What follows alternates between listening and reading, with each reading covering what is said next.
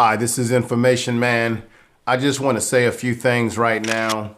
In American society, we got to wake up, folks.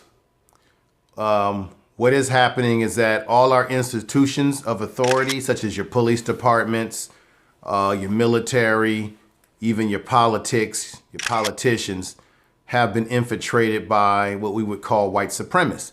So remember, you had the Ku Klux Klan back in the day. They would wear sheets over their head. They would come into the house at night, in the South particularly, and they would kill black men, hang us like strange fruit, as Billie Holiday would sing about.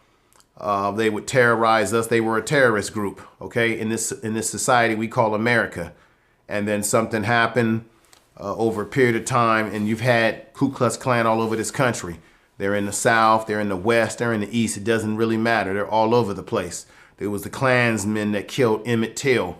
They brutalized that young man, destroyed his body, did horrible things, okay?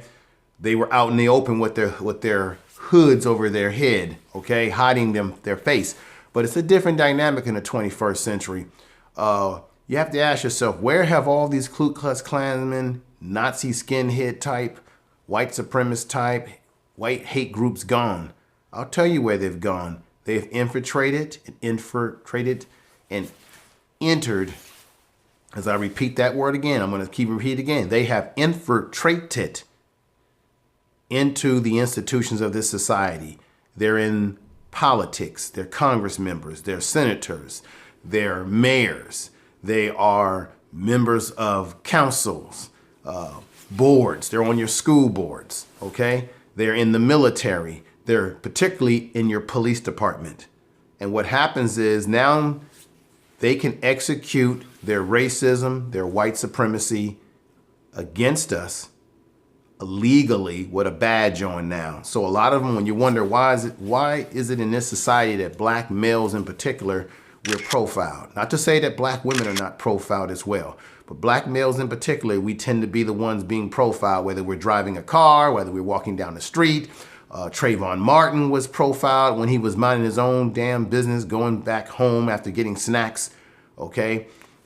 We seem to be the victims, and George Zimmerman wasn't even a police officer, but he was friendly with the police department of Stanford, Florida, because his father was a judge, they say. So we have to keep in mind that we are under attack.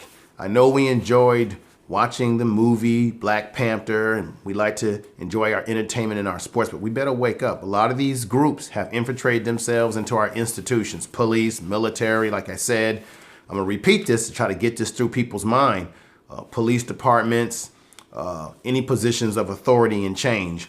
We currently have a president, Donald Trump. He is a white supremacist. He execute everything that they are about. He said that the people in Charlottesville were very fine people.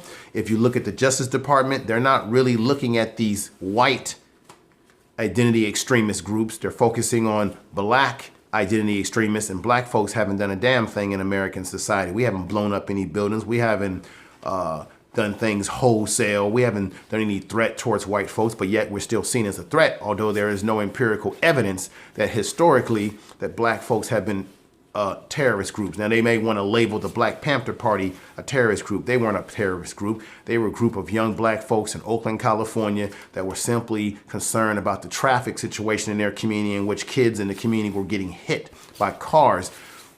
There was a stoplight that they wanted a stoplight there, and they start policing their own community, okay, because you had kids getting hurt in this particular neighborhood crossing the street.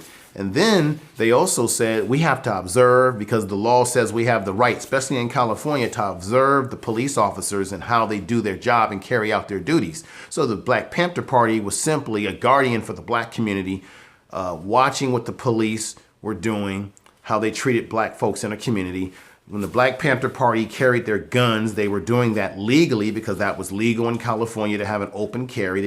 They weren't killing anyone, but you do have a history of the Ku Klux Klan, as I've said in other videos, of terrorizing, particularly black folks. And so I'm here to tell you that this is why we have some of the problems we have, because a lot of these groups have infiltrated themselves into these institutions, and now they're terrorizing us legally.